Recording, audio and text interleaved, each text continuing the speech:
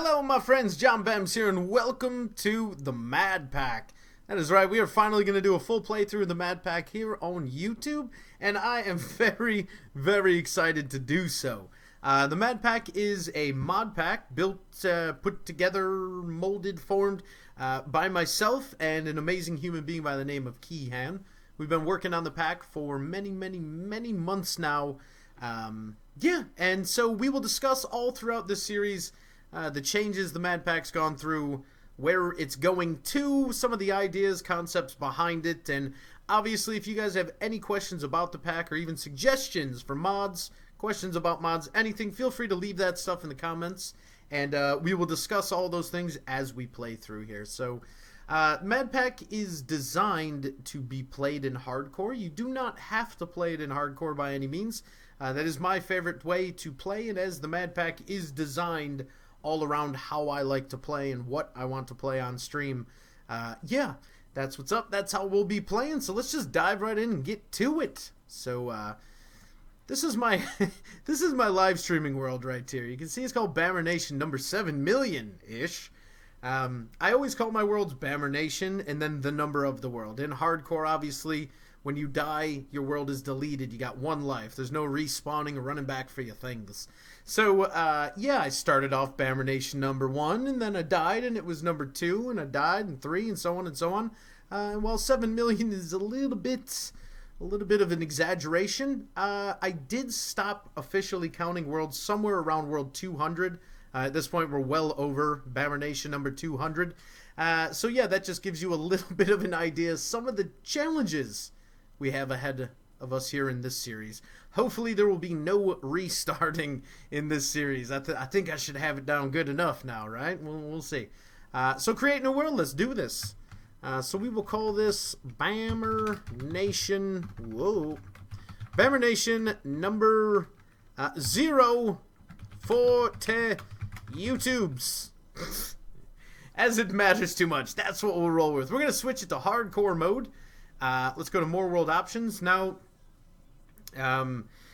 if you want to be considered an official MadPack Dragon Slayer, there's many rules to doing so. Just one of them is that you cannot use a seed. And while we are not going for any records or titles or anything in this playthrough, I do like to just leave the seed empty, have something totally random thrown at us. Yep, so generate structures on world type default, super flat, large biomes, biomes o'plenty, ATG. ATG is what I love to use right now. If you're familiar with biomes o'plenty or XL biomes, mods like that change the way your terrain generates, ATG is another mod like that. The reason I'm really hype on that one specifically right now is the mountains. The mountains generated when using ATG are just absolutely enormous and beautiful. Just like stunning. So yeah, that's what we will use here. Allow cheats off, obviously. Bonus chests off. Let's do this. So, MadPack's kind of it's a big heavy pack. It's got a lot of mods in it, and many of these mods add generation to your world. So, there's lots of dungeons being generated right now. There's lots of big structures just above ground being generated, as well as tons of modded ores, and then, of course, these gigantic mountains we've just talked about. So, it will take a few minutes, a few seconds to get your first world up and running, but there it is. And what is in my hand? What? Okay, so what the heck is in my hand? That is, I'm surprised. All right, so the first screen you're greeted with is the Minecraft Comes Alive setup. Minecraft Comes Alive is a mod in the pack that brings Minecraft to life. Most specifically in villages, you will find all sorts of new NPCs. You can interact with them, trade with them, you can hire them to do things for you. You can even marry them and make babies if you wish to do so. So you're agreed to buy a screen to configure that a little bit. We'll leave our gender as male. We will leave our name as JBams. And then you get a bunch more options. I have literally never changed any of these. I just sort of ignore it and hit finish and bam, we're in the world. I still have no idea what was in my hand right there. That was a bit odd.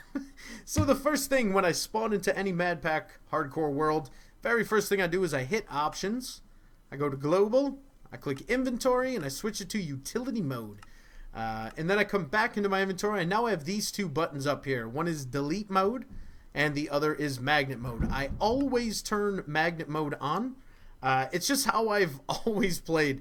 It's a necessity for me. Some people think it's kind of cheating. I disagree, but you guys feel free to discuss your opinions. If you have a strong opinion on magnet mode, feel free to let me know in the comments.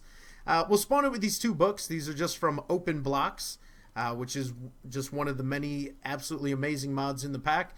We're not going to read through them. They basically describe the mod and what's new, recent updates to the mod, stuff like that. You guys can check them out when you log in. So now that we've got our magnet mode on, the next thing I do is I open up my map and fingers crossed that there's water nearby, and we've got water. The reason we're looking for water is early game MadPack can be absolutely brutal. So it's essential that you are a little bit established in day 0. Before the first night ever falls, you need to have some things going for you. There's 2 structures that generate randomly in the water, in large bodies of water. And those will help you. There will be beds, food, even possibility of tools, weapons, all sorts of things that can really help you get going in the world. So yeah, we're going straight towards that water in hopes of wow, that's a big tree. Let's take a little bit of wood with us. Now, something you'll notice right off the bat. Oh, jeez. Let's break this wood and then see if you'll notice it off the bat. I'm going to take this whole tree down in one chop here. Ooh, and I see cocoa beans. Better grab those. So what the mod that allows us to do that is something called Vein Miner. This is one of my absolute favorites. The Vein Miner configs in the MadPack are changed up a little bit. It allows Vein Miner to work on many things that it doesn't by default. In fact, I believe by default it probably only works on ores. But we have changed it in the MadPack, so it works on basically everything, which is just another one of those things that can be thought of as crazy overpowered. But there is a trade-off, and we'll discuss a lot more about Vein Miner once we actually go mining. See, now that we've exposed more water, do we see any of these structures? I do not. So I think what the plan is going to be is to actually head south. Let's get down to the beach. Head south. This structure right here is an entrance to a roguelike dungeon, and I know for certain that there's at least a bed and a little bit of food in there. So that is definitely a good place to head for if I can find a way down. Let's head this way. Yeah, so, okay, the 2 structures we're looking for, I refer to them as the boathouse and the underwater house. I'm not sure if they actually have names. But both of them have no monster spawners, no monsters generally inside of them, but they are loaded with all sorts of fantastic loots. So they will really get us off and rolling in a good way. So hopefully we can find that. If not, we will at least have a bed. As long as we sleep the second it becomes nighttime and we don't allow monsters to get spawning, we should be good. So it looks like our only real problem at this point is going to be food. In the MadPack, first of all, in vanilla, for example, if you run out of food, you just start oh man, I'm not going to be able to get in here. There we go. If you run out of hunger, your little chicken wings there, you just start taking damage, and then depending on what game mode you play in, certain things happen. You either stop at a half heart. I think in hard, it will actually kill you. But in here, in the MadPack, what will happen is the second you actually run out of chicken wings, you just insta-die. And that's a bad thing, so we don't want that to happen. Alright, let's drop off some of the junk I don't want on me right now. That's good. Let's see what we got here. So we got a sword. This is good. We got some torches. I like that. This bone will be extremely helpful. Getting a bone without having to fight a skeleton early game, very good. What is... I think we got something nearby. Alright, we'll have to be a little bit safe. We get some free surplus pantaloons of defense. Protection 1 on breaking 2 or protection 1 on breaking 1. So we'll take protection 1 on breaking 2. Throw those on. So this bone, very useful because we don't have to kill a skeleton, and this will give us the bone meal to craft a watering can, which, oddly enough, we're going to need for our armor. Let's drop that gravel off for now. I will take that cobble. That's all we're going to take from that chest. See what we got here. More torches. And projectile protection, fire protection. We'll leave those. I'll take the cobble. Sticks, that's cool. We can make a pickaxe. Let's actually do that right now. And then we're going to keep running down this beach here and hopefully find ourselves one of these boat houses. I'm also going to take this with me. The vanilla ender chest I don't care for. There is coal in here, however. And then we will take some glowstone and be on our way. The bed, of course. So, alright. This is a real good start we've got. It'll be amazing. Absolutely amazing. Oh, yes. That is it. Right there. That is one of the structures that you absolutely want to find. Oh, that is amazing. Alright, let's make a boat and head over there then. So let's get our table. I always take the vanilla crafting table, and if you craft it again, you will get the crafting station from Tinker's Construct. Now, the only difference is, and it's an amazing difference, in a vanilla table, if I was to do that and then leave, all the stuff would pop out onto the floor. But the crafting station actually holds the stuff within it. It's, very, very useful, in my opinion. So let's get some planks going here. Let's make a boat and head on out to this water base. Underwater house, whatever you call it there. Hopefully, usually, anytime you find that, you also find the other structure very nearby, which is the boathouse. Let's keep popping the map open as we come out here. Hopefully we're going to see it. And it looks like this particular structure is a little bit off the bottom of the ocean floor, which will give us a little bit of a pain getting our mine started. But we should be pretty good. So, oh, yep, there's the boathouse. All right, let's go hit this boathouse first. Oh, this is great. You can see right here, too, there's a spawner. I'm not sure how good that's coming out on the video. That spawner right there is actually an arrow spawner. When you get near it, just randomly shoots arrows out in all directions.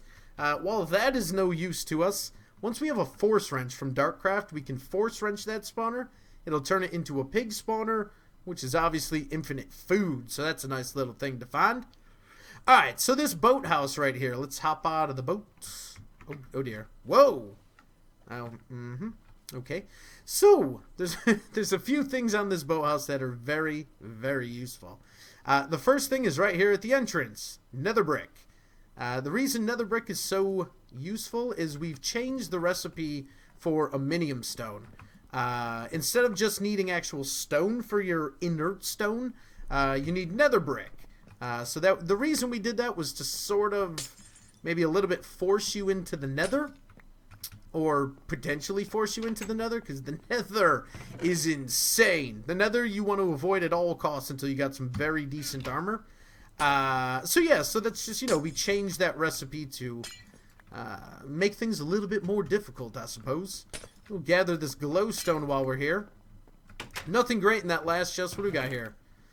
Nothing great again. I'm taking the paper because for some reason, man, on stream, I just constantly am out of paper. Seems like almost everything I'm crafting and using requires paper at some point. So 4 more chests up here. That is awesome. We've already got a bed. We will take the 4-shard book and paper. These infinity orbs are part of Ars Magica. Ars Magica adds like a talent system, and consuming those orbs gives you a talent point to spend on cool things. We won't be getting into that too soon, so for the sake of space saving, we're going to leave those out for now. See, anything I want to drop off? I don't need that blueberry seed for now. We do need to find an essence seed before settling down, so before we dive into that water base, I think I'm going to try to find essence seed, sugarcane, and maybe, oh, is that a lucky... There's a lucky block up. Okay. Okay. Curveball. Plans changed. We got to go rip into that lucky block. This could prove absolutely disastrous for us. If you're not familiar with lucky blocks, they're not always lucky. More often than not, they are terribly unlucky. A lot of things can happen when we break this lucky block up here. We could break it, and it could give us an amazing piece of armor that'll really get us off and rolling. It could give us a potato. Or you could rip into it and a wither could pop out. Yeah. So there's a lot of curveballs in between. All sorts of things that can come out of here. If you're familiar with Lucky Blocks, in the MadPack, we have put in tons of custom blocks. So, aside from the default Lucky Block mod, there is some other things in here. That's just a dryad walking around over there, nothing to worry about.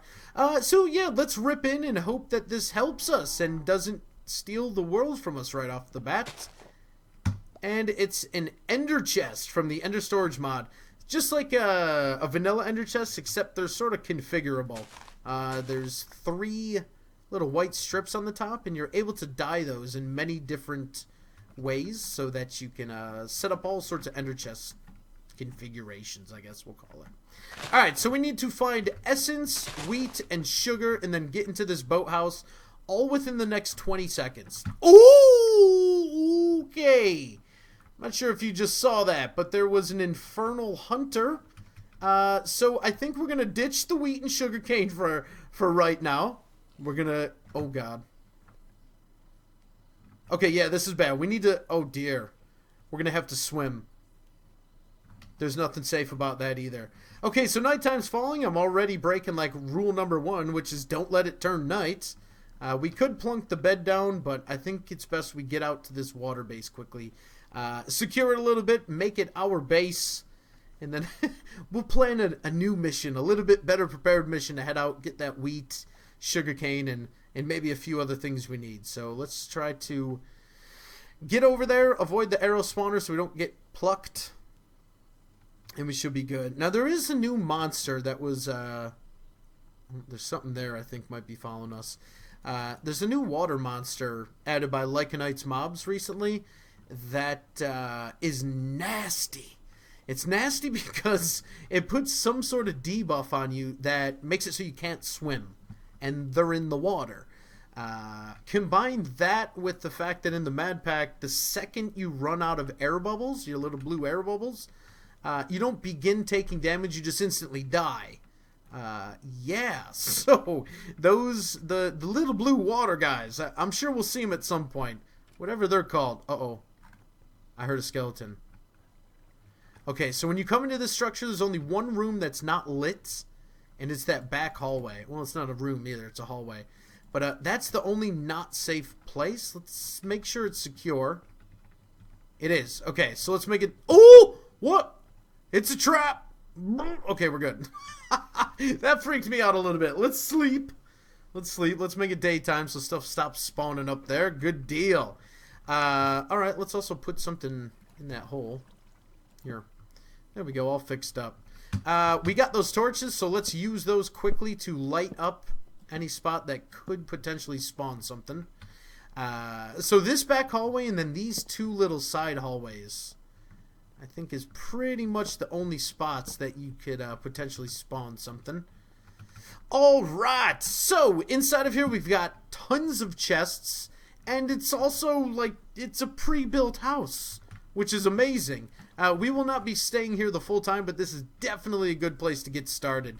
And we're about to starve to death, so let's eat something. What else do we got for food right now? Nothing good. We're going to eat bamboo shoots. I don't know. That's probably not very fulfilling. And it's not. Yeah. Alright. So food is still our main concern unless one of these chests is going to get us rolling. Let's drop stuff off we don't want for now, like the seed stuff. Some more R's orbs, which we don't need. We'll take the books and paper. Let's see what we got going in here. Yikes. So, Bucket of Force is awesome. It is fuel for force engines and various other Darkcraft things. But the reason we are wanting it right now is it heals us. So, oh, okay, that's the thing I was talking about. Okay. Did he spawn in here is the question. I'm fairly confident we can... Oh, he's drowning. Oh, he drowned. Oh, I'm sorry, buddy. Didn't make it to the water in time. We got some raw fish from him. So, yes, that was the monster I was talking about. If that guy hits you while you're swimming, you lose your ability to swim, which is scary and dangerous. Alright, let's continue hitting up these chests. Hopefully we're going to find a chest that's loaded with food. Otherwise, we're going to have some serious problems. Yes! So, the spoils bag right here. Spoils bag from Darkcraft. That can bring us many, many great things. We're not going to open it yet. We'll see if there's any more first. But we can find large stacks of very good food in those bags, as well as various weapons, armors, tools, all sorts of things that are going to get us set up. I'm leaving behind Mistcraft pages and orbs because there's a good chance we won't use any of those for a long while in this playthrough, but we do know where they are if we need them. So let's get the rest of these chests here. Out of the spoils bag specifically, I am really hoping for an artifact. There's a mod called Artifacts that... Wow, all these thaumium hose. What's with that? These are also force gems. I gotta try to remember that many of you on YouTube are not familiar with many of these mods are using or this pack. So if I'm just like blasting past things and you guys are not familiar with what they are, just remember to go ahead and ask questions below. So I will be answering those in the comments and in future videos. So artifacts can be found in these bags, and artifacts can be just amazingly awesome items. Items that will give us passive damage resistance, items that will boost our health, items that will allow us to shoot exploding another thaumium hoe. That's the third thaumium hoe in this place. Wow, okay. I think it's telling us to be farmers. In this room too, behind here, double chest. Wow, so we didn't get anything good. I mean, we got some good stuff, but we didn't get any of those GG items, which is what I was definitely hoping for. Yikes. So I guess it looks like our last hope here is that we got something really amazing in these in this one spoils bag. So we're going to make this our temporary base. Let's see what's in the spoils bag, though. I know we're all dying to see. Fingers crossed. Please, please give us a GG item. And... we got GG food. We got GG food for sure. So we got 13 spicy greens. That's a hearty, large meal. I'll explain more about that in a second. We got 60 pot roast. Wow, that's a lot of pot roast to put in the bag. We got some bronze boots, which we are absolutely going to put on right now. More bones, that is awesome. And some coconut shrimp. So we literally just got like enough food for a really, really long time. Like that, as long as we don't for some reason lose that food, we're safe for a while. Let's get these put on. So we didn't get any great artifact to boost our health or damage resistance or a fancy piece of armor. The bronze boots are okay. Let's see. With this liquid force, or this bucket of force, I always put it... yes, so this is where the floating structure comes in to hurt us a little bit. I always like to have a location set up with this stuff down, because standing in this actually heals us. So yeah, we want that. Let's see if I can just put that there. Back. Oh dear. Let me out. There we go. Put that there. There we go. Now we can put that down. And so now anytime we take any kind of damage, we're going to just try to get into this liquid as fast as possible, because that will drastically increase our spawn rate. Let's get a little bit more organized here. Things we don't need on us immediately. The tier, books, arrows, glowstone, shards, gems, claws, the Enderchest. I don't want to just dump... I guess we'll just dump everything we can into here for now. The hoe we definitely don't need right now. We're going to take these claws. These are force mitts from Darkcraft. They're sort of like good beginner like utility tool. It works like a pickaxe, an axe. It works as a hoe. It will only work on the lower, earlier game things. Like it'll only mine stone, dirt, things like that. It won't mine any of the ores. It'll obviously mine the sandstone. We'll use this to clear a little area for us. The reason I'm clearing this area too, I always do this anytime I end up living in one of these structures. We will expand this farmland to grow all sorts of things. We really need to find that essence seed, because essence is going to become our armor in here. And this little area right here I love to use for my mine shaft. So, did we check that? Yeah, we did. Yes, we did. It was another one of the hoes. Another one of the 15 thaumium hoes we found in here. Alright, so let's get this cleared out. That is good. Right there will be the entrance to our mine. And yikes, it looks like there's a lot. Yeah, that's a long way down. I can't get out of here now. There we go. What I'm going to do is we're going to use sand to fill this in and then make a new, like, ladder to get down into our mine. Okay, so that's where our mine's going to go. This is where our farm's going to go. Oh my gosh, did I check these? I checked these, right? Yeah, we checked these. Okay. That's where that will go. Let's get that food I put away for some crazy reason. And now that we got an... Oh no, it's going to be nighttime again already. Goodness, time is blasting by here. Let's take some of this pot roast with us and fill on up. Alright, you're going to notice right off the bat, when I start eating this pot roast, it's going to kind of seem like it's lagging. It's not lagging. What's going on is... Let's compare this pot roast to a berry. Do we have any berries? I don't have berries. I guess we'll use an apple. So an apple is called a wholesome light meal, and pot roast is a hearty large meal. So this, I'm not going to eat it all the way, but you can see this begins eating, and we'll eat the apple rather quickly because the apple is only a wholesome light meal. A wholesome light meal, you could eat that kind of quick, but it's not going to fill very many of your chicken wings up. The pot roast, on the other hand, takes much longer to eat and will fill nearly all of our chicken wings up right there. So that's how that works. I see a lot of people asking, are you lagging, on stream when they see me eating these things? No, that's the trade-off. If a food is going to give you a ton of hunger back, it's going to take longer to eat. If something's not going to give you much, like a berry or an apple, you'll be able to eat it really quick. That's the way that works. We have 2 minutes until nighttime.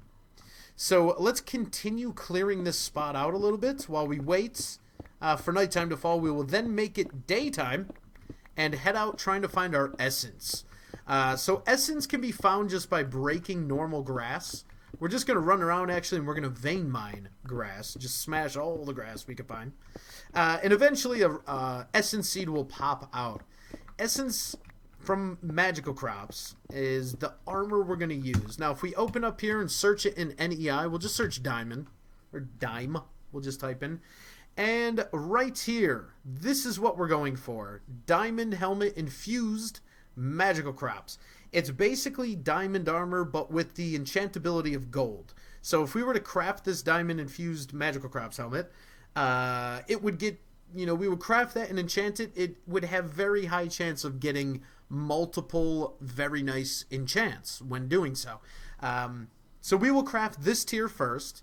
All we need to do so is infused diamonds. Infused diamonds cost us obsidian essence and gold essence. In order to get those, we need essence, which is what we're about to head out and find. That's to just get rolling in your magical crops, that is what you need, is essence. Once we've crafted this diamond essence, diamond infused magical crops armor, we will use it to craft the diamond infused magical armor. This is a little confusing because they do basically have the same names. It's two completely different sets of armor with basically the same names, but this is obviously a bit more expensive. It costs the previous tier of armor as well as extreme essence. To craft extreme essence, we will need tons and tons and tons of essence dust, which is what we need to find that essence to grow. So there's the very long explanation of that. Let's make it daytime, see if we can find that stuff. Oh dear. I don't know if you guys just heard that, but there was just an explosion outside. That is bad. That is bad. Alright, so let's make it daytime, and let's head on out and search for these things we need. But we're going to have to pick that up in the next episode. So thank you guys all for watching. Don't forget... I'm used to doing this on stream where people are in real time asking questions. So if I'm skipping over things that you guys are not familiar with, do ask about that. I will do my best to explain. And I will see you guys right back here for the next video when we will head out to find the stuff we need to get our armor going, to get a paper supply going, and we're also going to need to grow some wheat. So, yeah, thank you all for watching. I will see you next time.